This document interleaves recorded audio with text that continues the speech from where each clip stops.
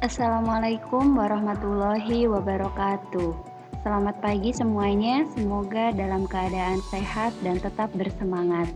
Sebelum kita mulai pembelajaran hari ini, izinkan saya untuk memperkenalkan diri saya. Nama saya Mainawati, mengajar produktif TKJ.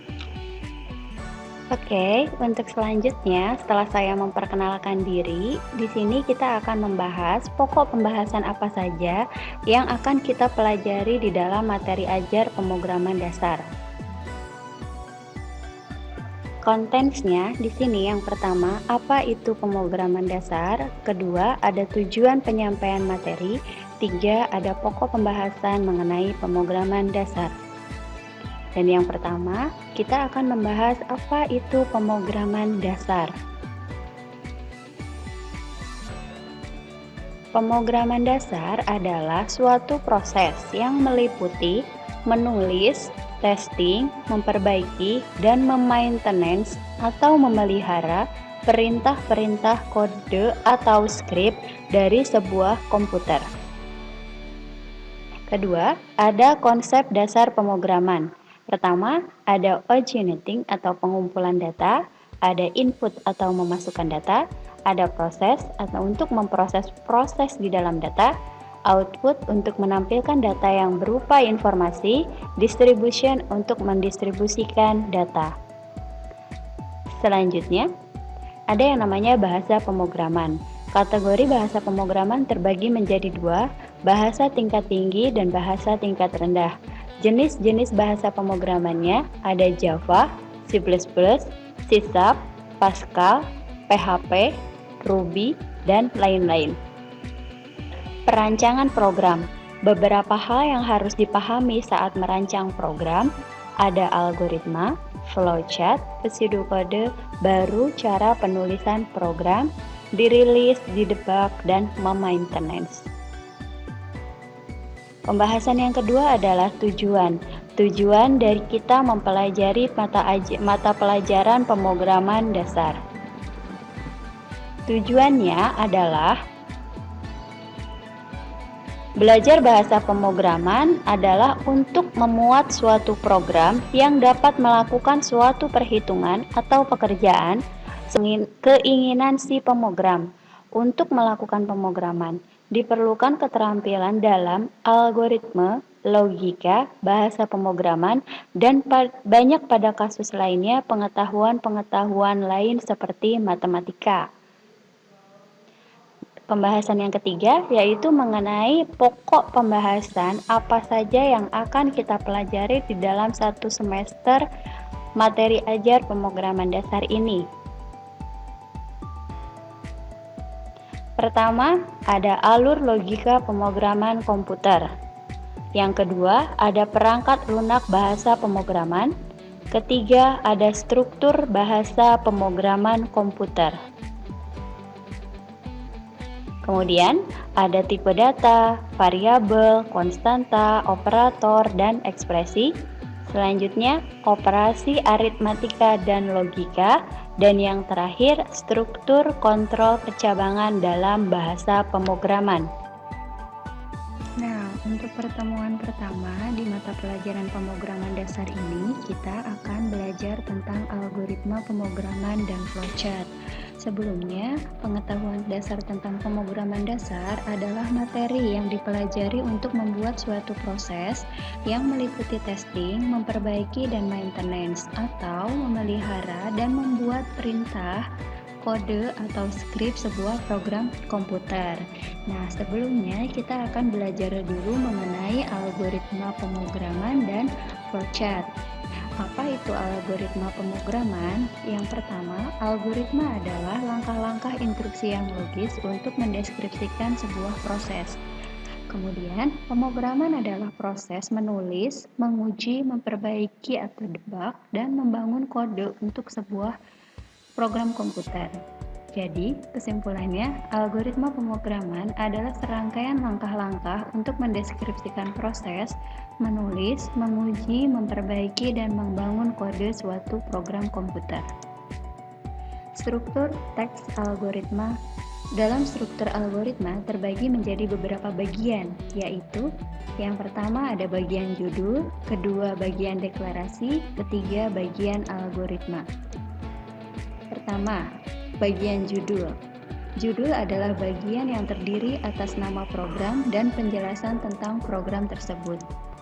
Judul diawali dengan kata kunci program dan nama program. Di sini ada contoh program kecil tentang Hello World.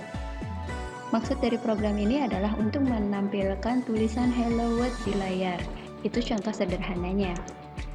Kemudian yang kedua, bagian deklarasi.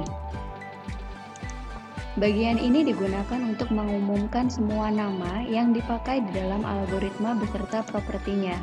Nama tersebut bisa berupa nama konstanta, nama peubah, nama tipe, nama prosedur, dan nama fungsi. Contohnya, P dan C adalah tipe bilangan data real.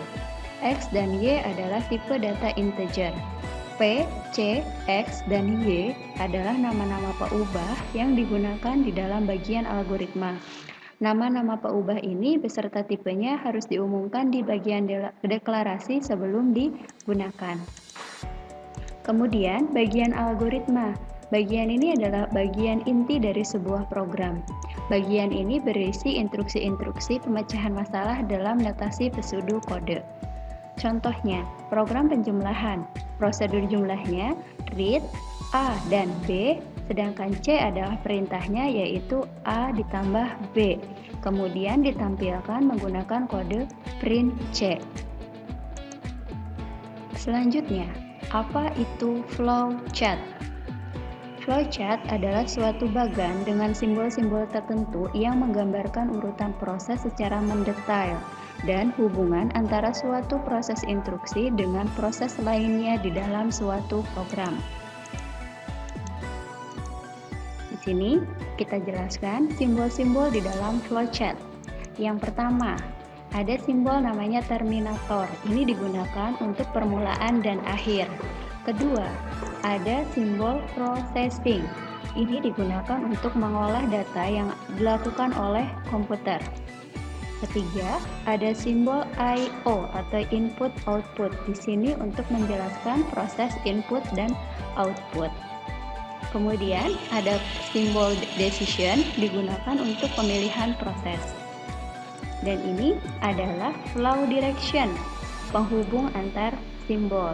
Yang terakhir adalah simbol konektor digunakan untuk sebagai keluar atau masuk atau penyambung antar proses. Contoh flowchart. Di sini ada flowchart yang digunakan untuk meminjam buku di perpustakaan. Yang pertama dimulai memeriksa kartu perpustakaan apakah sudah menjadi anggota atau belum. Langsung boleh melakukan peminjaman buku dan selesai. Bagaimana? Apakah sudah paham dengan penjelasan materi hari ini? Jika sudah, mari kita belajar untuk memahami apa yang sudah saya sampaikan dengan mengikuti game. Silahkan kalian buka Quizizz dan join ke kode berikut ini.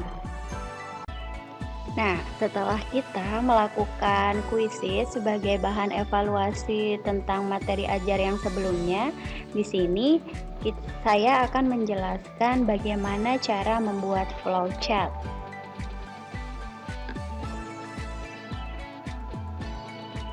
Di sini ada simbol mulai, seperti dijelaskan sebelumnya, bahwa sebelum memulai dan mengakhiri harus ada simbol ini.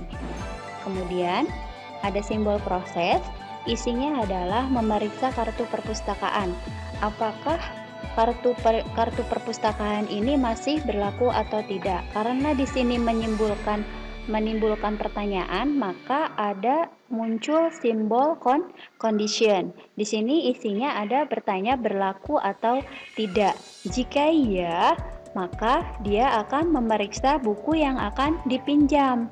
Nah, karena di sini berupa pertanyaan juga akan muncul condition yang berupa ada pinjaman atau tidak.